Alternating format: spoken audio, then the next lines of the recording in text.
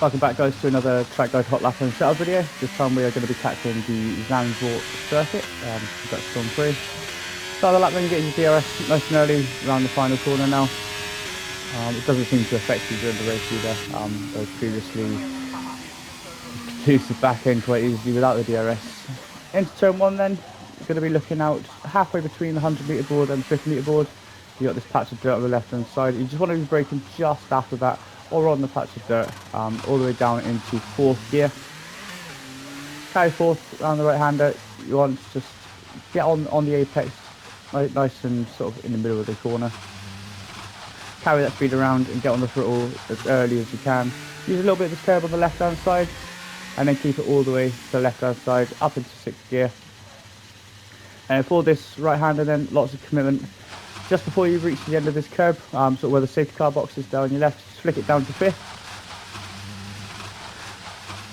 Throw it in, and then as you come round, you want to be looking out just for the edge of the exit curb on the left hand side, or pretty much as soon as the car goes straight again, start braking then for this bank left hander. Down into 3rd, you're going to sort of take an out and then back in kind of line to get this car straight. Short shift to 4th with the exit, and you can really plant the power down on the exit here. The back end does complain a little bit, but it seems like you can get away with almost going full throttle more or less straight away. Keep it nice and tight up the hill on the left, push the apex. On this right hand side, cut as much of this little corner as you can. So run the apex and just cut across the line. If you don't have two wheels over it, but just cut across the line just to save this few extra inches. For this next right hander, just either halfway between this bit of tarmac here, this exit road, escape road, you want to flick it down into 6th gear. I've dabbled with 6th and 7th round here. 6 seems to be the most optimal, gain to the most time. Just as it's almost about to end there, so round about where we are now, we're flicking it down to 6th and turning in, and just carry the speed. So a slight lift off and then get back on the power as early as you can. You can use a little bit of this curve on the left hand side again, hug it all the way to the left hand side and play yourself. Where you got the scaffolding on the right hand side there, just before the 50 metre boards, you're flicking it down to 5th gear. You don't need to brake for this corner, just lift off. Maybe a slight dab of brake if you really want to, but just lift off. Braking point for this next right hander then is this telegraph pole sort of thing on the right hand side. I'm not sure what that is, but it's got satellite dishes on it, so we'll go with that. I use that as my braking reference point instead of the 50 metre board on the left. And you want to be braking again down into 4th gear or 3rd gear for rotation, but short shift to 4th. 4th gear through most of these corners because you want to really be able to get on the power nice and early. This one's a little bit like Spain, where you're trying to get on the power out of turn 4 there as early as you can, and run it all the way to the edges of the track as well. Cut all the way back across just after the 50 metre board, down into 4th gear or 3rd if you need a bit more rotation, but 4th preferably. Are you looking for a mid to late apex here? 4th gear on the exit, get on the power nice and early. You need to really, you'll be waiting on the power, but you need to get on that power as soon as possible because the straights here are really short, so you need to get the best exits that you can. And just find a little tricky right and then left hairpin sort of thing. You're looking out for the curb here on the left hand side. Braking either right at the start or just after it, depending on where your brake bias is. I'm running 53 brake bias. In a race I run 54, 55. And at the start or just after, just pull the red and white bit there starts. It seems to be pretty optimal for myself anyway. Down into 3rd gear then for the right hander, cut as much of the inside of this as you can. Be careful though, it is easy to get track limits here. It seems to be the only place you can get track limits here because it's the one corner that you can absolutely take the mick out of. Hold it in 3rd gear for the left hander and short shift to 4th again for the exit. Get on the power as early as you can. You have got a little bit of a bump on the exit there, so it's a bit trickier. Get on the power. For the right hander here, a slight touch of brake just before. Let's have a look.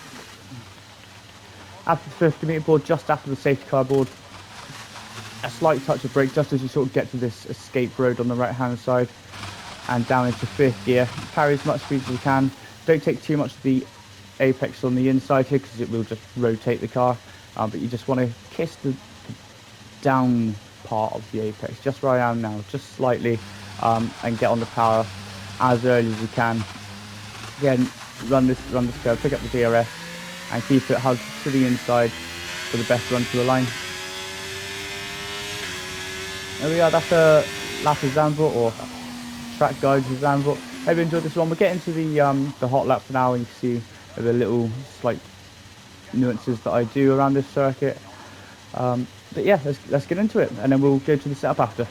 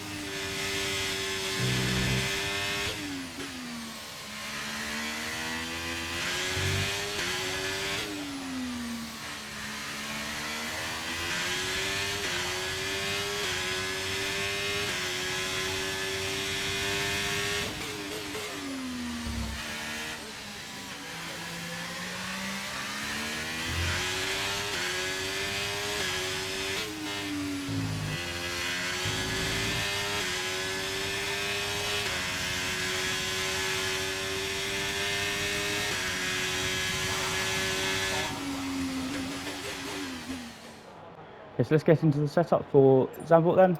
50-41 on the wings. This seems pretty standard throughout the entire time trial leaderboards, to be fair. Lots of fast corners that you need to commit to. You need lots of stability as well. 50-50 on the differential for the maximum rotation, and you seem to be able to get on the throttle that little bit earlier as well with this. Leave that as is. I've played around with like 55 on the on throttle and a little bit of off throttle as well, and this seems to be the best that there is for this circuit.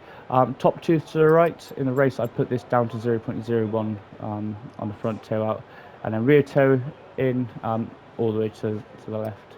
Suspension 3310, 12.3, and then the ride height 34.38. Fairly high ride height. Obviously, it's a very bumpy circuit.